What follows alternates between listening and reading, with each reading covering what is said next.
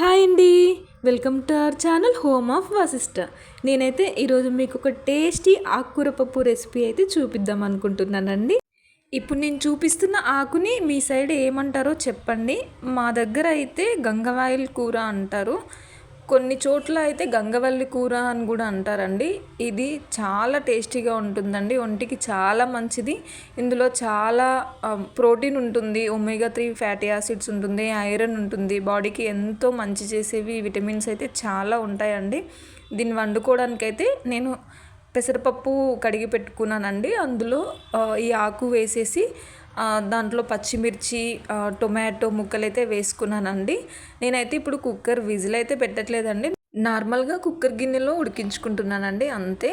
ఇందులో salt and పసుపు కూడా వేసుకొని అంత మంచిగా కలుపుకున్నాక దాంట్లో అవి మునిగేంత వరకు వాటర్ అయితే వేసుకొని కాస్త ఆయిల్ కూడా వేస్తున్నానండి. ఆ ఆయిల్ వేయడం వల్ల పచ్చిమిర్చి వేసుకున్నాం కదా, అది మంచిగా కుక్ అవుతుంది.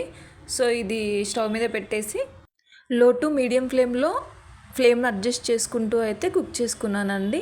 చూసారా ఎంత బాగా కుక్ అవుతుందో.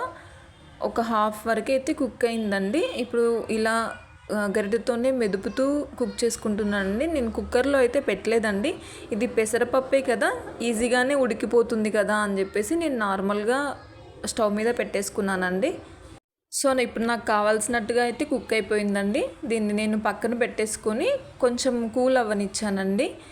బాగా వేడిగా ఉన్నప్పుడు నిమ్మరసం అయితే వేయొద్దండి. ఇప్పుడైతే నేను నిమ్మరసం అయితే వేసుకున్నానండి.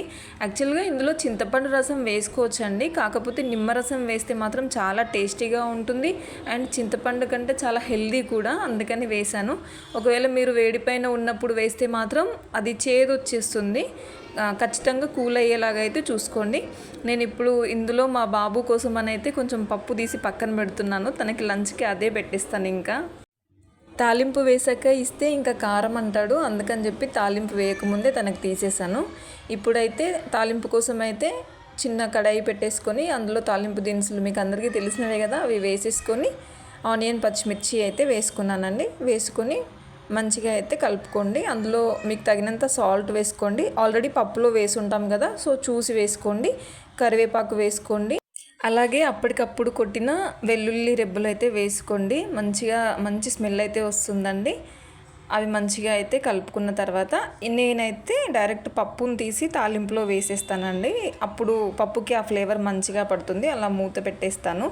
ఆ తర్వాత పప్పును తీసి ఇందులో వేస్తే టేస్టీ గంగవాయిల్ పప్పు అయితే రెడీ అయిపోయిందండి. మీకు వీడియో నచ్చితే please like, share and subscribe. Thank you.